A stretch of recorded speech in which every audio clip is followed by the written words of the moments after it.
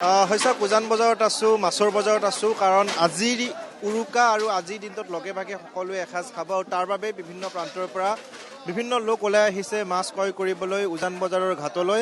আৰু উজান বজাৰৰ ঘাটত আজি কি ধৰণৰ মাছ ওলাইছে আমি দেখুৱাবলৈ যত্ন কৰিছোঁ। অবনি আছে, অবনি দেখুৱাইছে কেওফালে মাছ আৰু মাছেৰে উভৈনদী হৈ পৰিছে। ৰৌ, ভকুৱা, বৰালি, আৰি, প্ৰতিবিধ মাছে আজি ইয়াত দেখিবলৈ পোৱা গৈছে। ডাঙৰৰ পৰা সৰুলৈ আকাৰ অনুসৰি মাছৰ দামসমূহ বেলেগ বেলেগ আমি দেখুৱাবলৈ যত্ন কৰিছোঁ। বিভিন্ন প্ৰান্তৰ পৰা যিহেতু উজান বজাৰলৈ মাছসমূহ আহে আৰু সেই মাছসমূহ ক্ৰয় কৰিবলৈ কি ধৰণে হেতা ওপৰা লাগে অবনিয়ে দেখুৱাব। কেওফালে মানুহ আৰু মানুহ, কেৱল মাছ ক্ৰয় কৰা মানুহ এই ধৰণে দেখিবলৈ পোৱা গৈছে। পুৱাৰ ভাগতে এক প্ৰকাৰ বীৰ দি বাট নোপোৱা অৱস্থা আৰু প্ৰত্যেক বছৰৰ দৰে আজিৰ দিনটোতো এইবাৰো দেখিবলৈ পোৱা গৈছে উজান বজাৰত এই ধৰণৰ পৰিৱেশ। মাছৰ দামসমূহ জানিবলৈ চেষ্টা কৰিম। কেনেকুৱা দাম? ৰৌ মাছৰ কেনেকৈ কিলো? ৰৌ নহয়, ভকুৱা 900 টকা কৈছে। কিলো। শীতল কেনেকৈ? শীতল আপোনাৰ 600, 700, 800। এইবিলাক ডাঙৰ আছে আপোনাৰ 3 KG, 3 KG size, 4 kilo size. ভকুৱা 10 কিলো চাইজ আছে। 10 কিলোত কেনেকৈ কিলো? 900 কৈছে। 900 টকাকৈ কিলো। যিটো ভকুৱাৰ 10 কিলো ওজন, সেই ভকুৱাটোৰ 900 টকাকৈ কিলো তেওঁলোকে কৈছে। আৰু যিহেতু এইবাৰ চৰকাৰীভাৱেও কিছু দাম নিৰ্ধাৰণ কৰি দিয়া আছে, কিন্তু তেওঁলোকে যিহেতু আকাৰ অনুসৰি মাছৰ দাম বৃদ্ধি কৰিবলগীয়া হয় আৰু সেই অনুসৰি তেওঁলোকে দাম বৃদ্ধি কৰিছে। চিতল মাছ উভৈনদী হৈ পৰিছে, আৰি মাছ উভৈনদী হৈ পৰিছে, ভকুৱা মাছ উভৈনদী হৈ পৰিছে। এটা বৰালি দেখুৱাম প্ৰতিনিধি দৰ্শকসকলক, প্ৰকাণ্ড বৰালি এটা, তাৰ সমান্তৰালভাৱে ভকুৱা মাছ যদি আমি দেখুৱাইছোঁ, ভকুৱা মাছ কি ধৰণে এক প্ৰকাৰ উভৈনদী হৈ পৰিছে। এটা বৰালি দেখুৱাম যে এটা প্ৰকাণ্ড বৰালি, হয়তো এই বৰালিটোৰ ওজন হয়তো 10 কিলোমান হ'ব পাৰে। তাৰ সমান্তৰালভাৱে চিতল, এইসমূহ চিতল ক'ৰ পৰা আনিছে আমি জানিবলৈ চেষ্টা কৰিম। চিতলসমূহ আৰু দাদা ক'ৰ পৰা আনিছে মাছসমূহ? চিতলসমূহ এইসমূহ হৈছে বৰপেটাৰ মাছ আৰু এই বৰপেটাৰ মাছেৰে উভৈনদী হৈ পৰিছে আজি উজান বজাৰৰ মাছৰ বজাৰ। আমি গ্ৰাহকসকলৰ সৈতেও কথা পাতিম, তেওঁলোকৰ পৰা জানিম তেওঁলোকে যিহেতু মাছ ক্ৰয় কৰিবলৈ বিভিন্ন প্ৰান্তৰ পৰা আহিছে আৰু আজিৰ দিনটোত বিশেষকৈ উৰুকাৰ দিনটোত লগে ভাগে সকলোৱে এসাঁজ খাব আৰু সেই উদ্দেশ্যে মাছ ক্ৰয় কৰিবলৈ হেতা ওপৰা লাগিছে উজান বজাৰত। আমি দেখুৱাইছোঁ সৰু ডাঙৰ সকলো মাছ, সৰু ডাঙৰ। এই সৰু মাছ কেনেকৈ? সৰু মাছবিলাক কিলো কোনটো?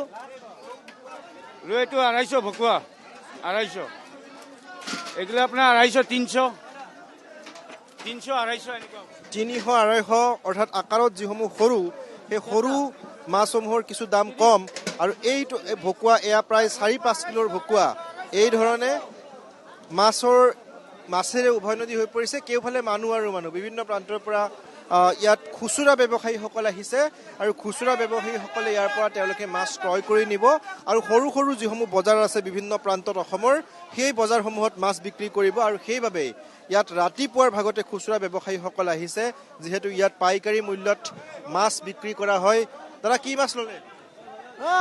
চিতল, আৰি, বৰালি।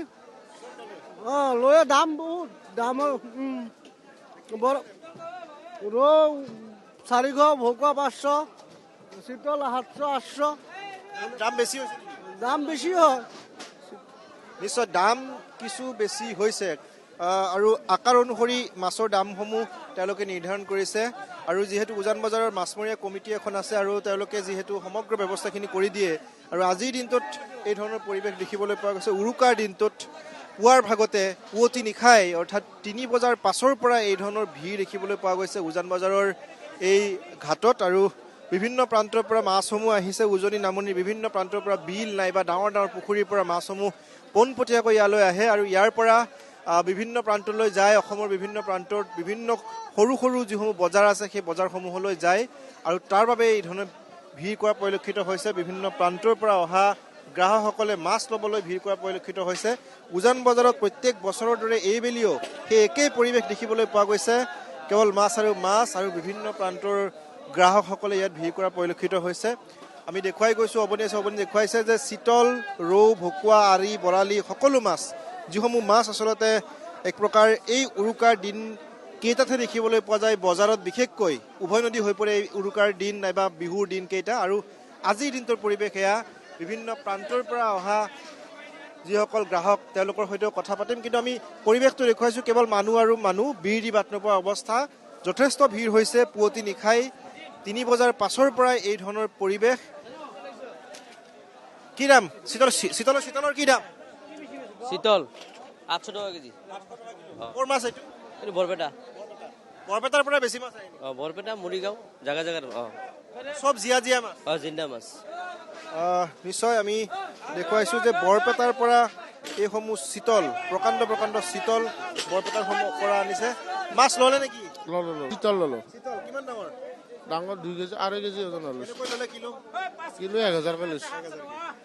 2 কিলো 2.5 কিলোৰ শীতলত 1000 টকা দাম।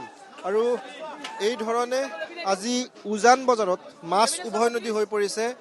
কেওফালে কেৱল মাছ আৰু মাছ দেখিব। শীতল মাছৰ পয়োভৰ বেছি হৈছে উজান বজাৰত, কাৰণ শীতল মাছ বিশেষকৈ এই উৰুকাৰ দিনত মানুহে শীতল মাছ খাবলৈ বিচাৰে।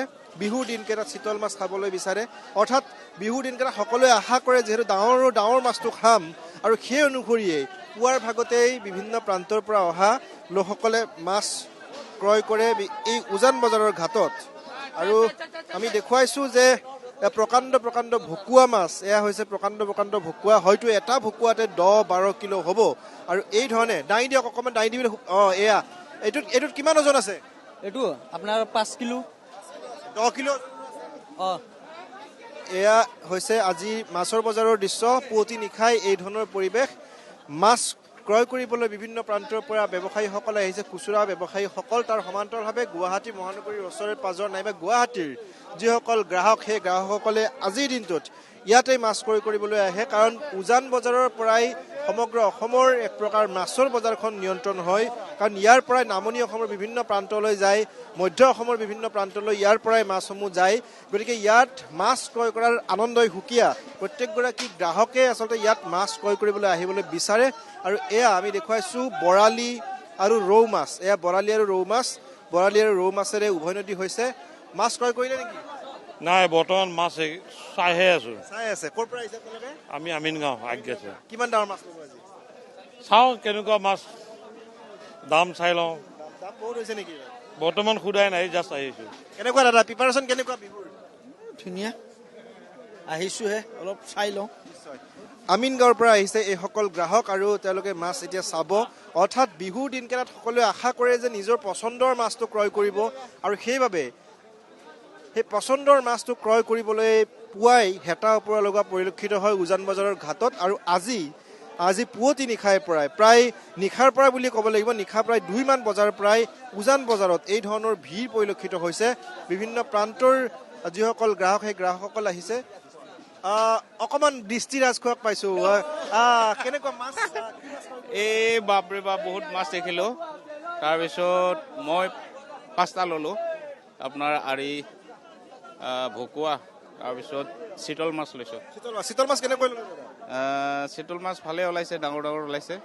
তাৰে আপোনাৰ আমি লোৱাটো 400কে লৈছে কেজি। 400। ক'ত খানা খোৱা? নাই, ইয়াতে খাম গুৱাহাটী, আৰু গাঁৱলৈ যামগৈ। হয়। এয়া আছিলে দৃষ্টিৰাজ খোৱা, প্ৰাক্তন আলফা নেতা, আৰু তেখেতে মাছ ক্ৰয় কৰিছে। আৰু মাছ এতিয়াও ক্ৰয় কৰিব চাগে আপুনি? নাই নকৰোঁ আৰু। চাইছোঁ, এনেই চাই ভাল লাগিছে। চাই ভাল লাগে নহয়? ডাঙৰ মাছ দেখিছোঁ বহুত।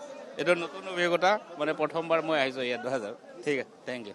ধন্যবাদ জ্ঞাপন কৰিছোঁ। এয়া আছিলে দৃষ্টিৰাজ খোৱা, প্ৰাক্তন আলফা নেতা, আৰু তেওঁলোকেও মাছ ক্ৰয় কৰিছে। এই ধৰণে বিভিন্ন প্ৰান্তৰ পৰা অহা গ্ৰাহকসকলে মাছ ক্ৰয় কৰা পৰিলক্ষিত হৈছে। আমি পোনপটীয়া দৃশ্যাংশ দেখুৱাইছোঁ। এয়া হৈছে উজান বজাৰৰ দৃশ্য। উজান বজাৰত দেখিবলৈ পোৱা গৈছে এই ধৰণৰ পৰিৱেশ।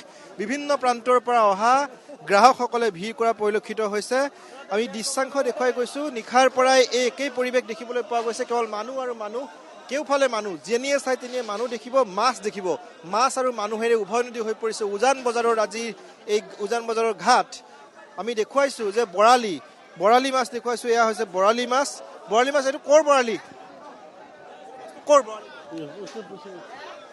এই ধৰণে আমি কৈছোঁৱেই যে উজান বজাৰত বিভিন্ন প্ৰকাৰৰ মাছ দেখিব, আৰু এই প্ৰতিবিধ মাছেই বিভিন্ন প্ৰান্তৰ পৰা, অসমৰ বিভিন্ন প্ৰান্তৰ পৰা আহিছে। আৰু এই ধৰণে আজিৰ দিনটোত উজান বজাৰত উভৈনদী হৈ পৰিছে মাছ।